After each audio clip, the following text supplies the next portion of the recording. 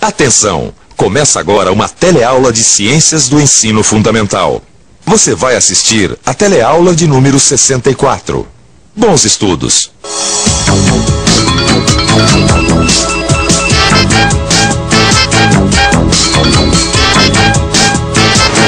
Como você já deve ter reparado, nós estamos num restaurante que hoje está oferecendo 4 cardápios.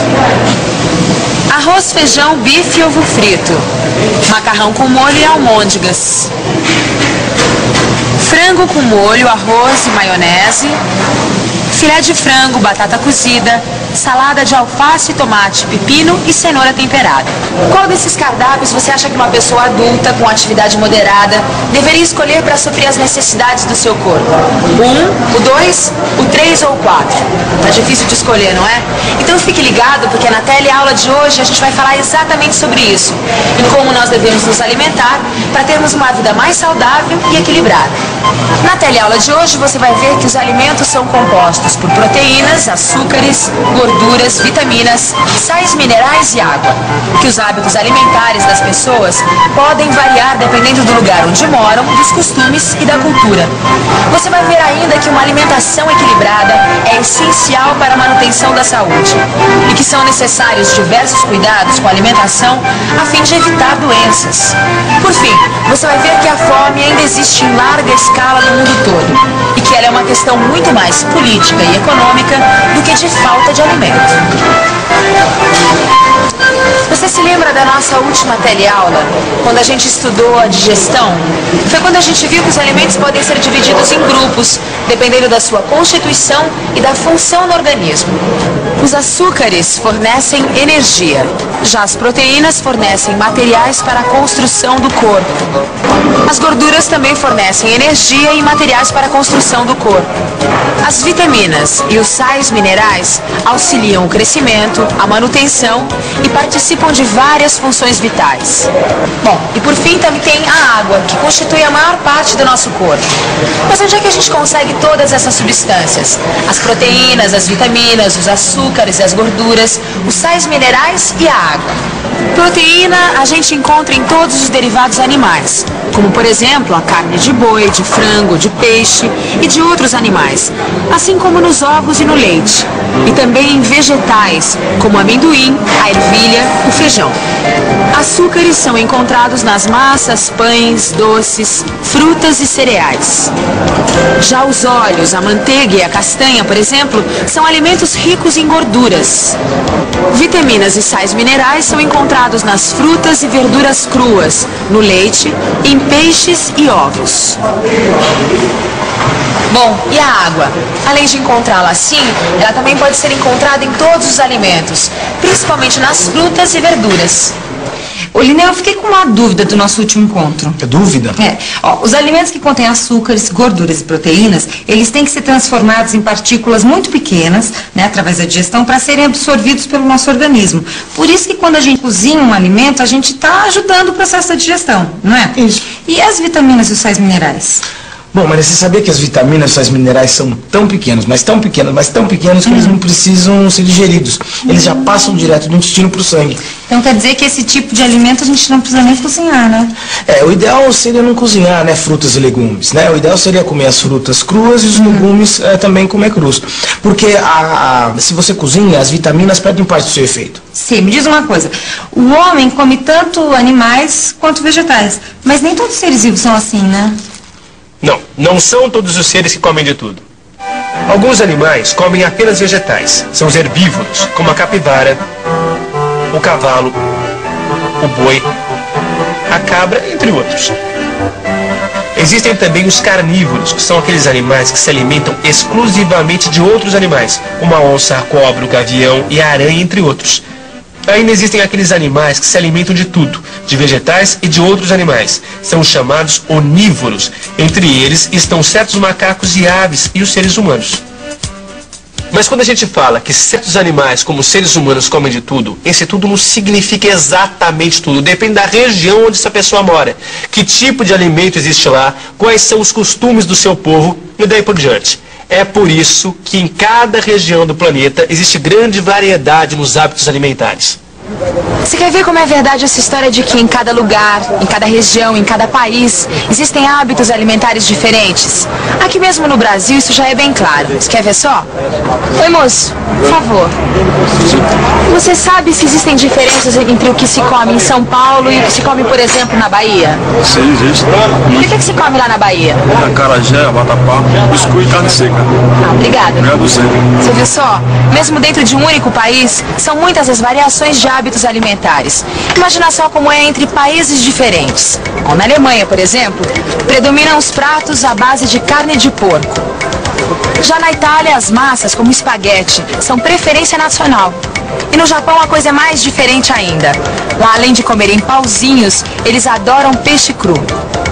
Os nossos hábitos alimentares dos brasileiros, como é que se formaram? Bom, Maria, como você sabe, antes dos portugueses chegarem aqui, o Brasil só era habitado por índios, né?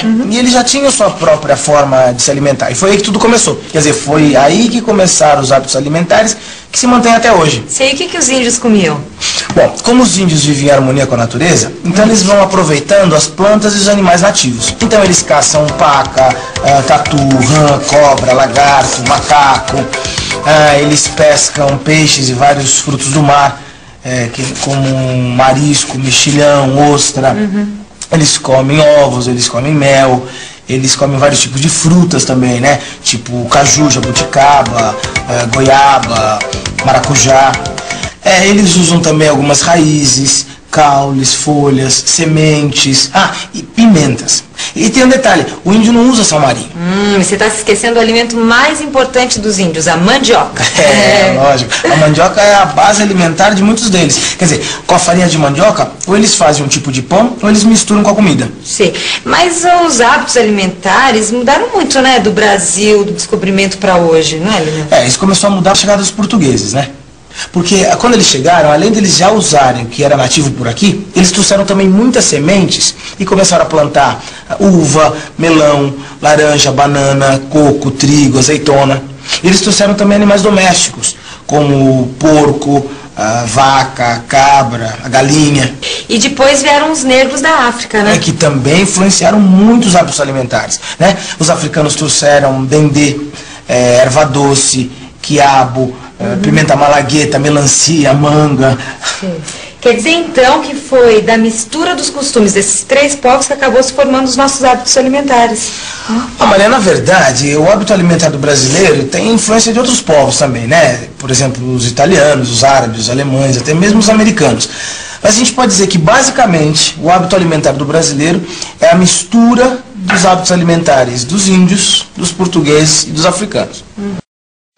Mas, no fundo, por trás dos hábitos e costumes alimentares, estão formas de ingerir o que o corpo precisa para obter os materiais necessários para a construção, renovação e energia. Nós devemos ingerir alimentos variados. Só assim estaremos conseguindo todos os nutrientes que precisamos. As quantidades de cada tipo de alimento variam de acordo com a idade da pessoa e a atividade que ela realiza. Um trabalhador braçal, como esse aqui, por exemplo, faz muito esforço o dia todo e necessita de muita energia. Por isso precisa de mais açúcares e gordura, além das proteínas, vitaminas e sais minerais. Já uma criança em fase de crescimento precisa de açúcares, vitaminas e sais minerais, mas precisa sobretudo de muita proteína para a construção do seu corpo. Você se lembra daqueles 4 cardápios que foram mostrados no começo dessa teleaula? Qual desses 4 cardápios você acha que seria mais indicado para uma pessoa adulta com atividade moderada?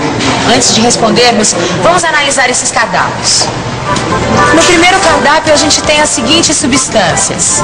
O arroz tem açúcar, o feijão, proteínas e açúcar, o bife, proteínas, e o ovo frito, proteínas, gorduras.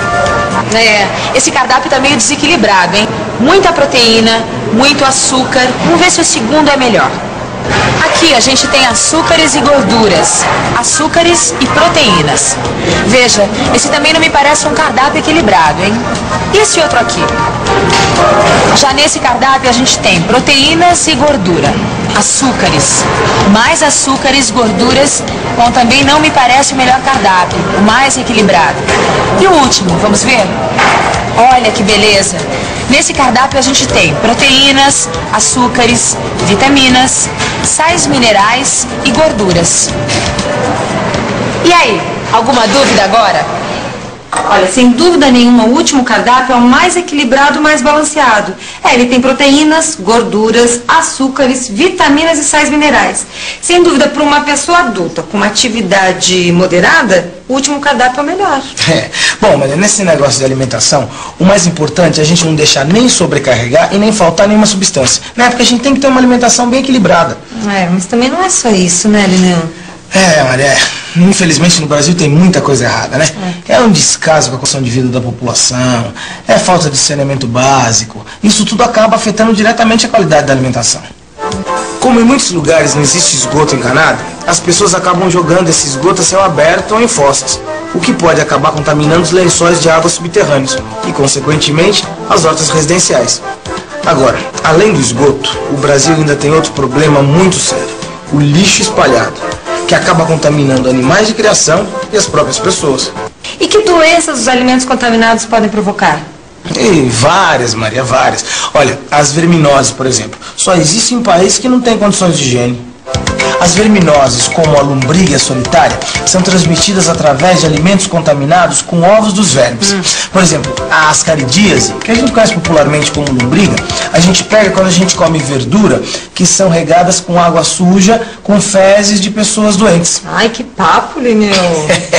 Não é dos melhores, mas precisa falar, né, Maria? Por isso que a gente diz que a água que vai ser bebida, ou então que vai ser utilizada para fazer alimento, ela tem que ser fervida antes, ou então desinfetada com cloro. E a solitária, como é que se pega? Bom, a solitária a gente pega ingerindo carne de porco ou carne de vaca mal cozida. Solitária a gente chama de teníase. Mas não são só as verminoses que podem ser transmitidas, né? A gente tem amebíase, tem cólera, tem um monte de outras doenças. Infelizmente, Maria, no Brasil ainda existe um grande número de doenças que são transmitidas justamente pela falta de saneamento básico. E o que essas doenças provocam? Cada uma tem um dano específico para o organismo, né? Agora, geralmente, quando as doenças são transmitidas através de alimentos contaminados, elas provocam disenteria, que é uma reação normal do organismo para alguma coisa estranha. Agora, junto com a disenteria tem a diarreia, que é a eliminação do material do intestino com a água que tem no corpo. E a diarreia é uma das maiores causas de mortalidade infantil no Brasil, porque a pessoa perde água, desidrata e morre, né? Esses problemas todos que a gente mostrou existem para aquelas pessoas que, apesar de viverem em condições pouco dignas, sem saneamento básico, ainda têm algo para comer. Mas e aquelas pessoas que não têm o que comer? O que você acha do problema da fome? É um problema muito grave e acho que as autoridades têm uma grande parcela de responsabilidade sobre isso, né? Ou seja, o problema da fome não é de falta de comida. O Brasil produz cerca de 500 quilos de grãos por habitante por ano. O nosso problema é a má distribuição da riqueza. O trabalhador não pode comprar o alimento que produz. E as pessoas que ficam longos períodos sem comer vão se enfraquecendo, ficam doentes, ou morrem ou ficam sem forças para lutar. E você? Você já pensou no problema da fome no Brasil? Você já pensou no que pode ser feito para evitar essa tragédia? Se não pensou, a hora é agora. Não adianta ficar dizendo que esse é um problema que cabe apenas aos políticos, não. Porque isso a gente não pode esquecer. Quem coloca os políticos lá em Brasília somos nós, os eleitores. E cabe a nós exigir que se faça alguma coisa para acabar com a fome no Brasil. E atenção, se liga aí que é hora da revisão. Na teleaula de hoje, você viu que os alimentos são compostos por proteínas, açúcares, gorduras, vitaminas, sais minerais e água. Que os hábitos alimentares das pessoas pode variar, dependendo do lugar onde moram, dos costumes e da cultura. Você viu ainda que uma alimentação equilibrada é essencial para a manutenção da saúde e que são necessários diversos cuidados com a alimentação a fim de evitar doenças. Por fim, você viu que a fome ainda existe em larga escala no mundo todo e que ela é uma questão muito mais política e econômica do que de falta de alimento. E você que tem fome de aprender, você já sabe o que fazer, não é? Tem que abrir o seu livro, estudar, fazer os exercícios. Tem que se preparar porque os exames já estão aí. E quem se preparar vai faturar. Combinado? Então até a próxima teleaula.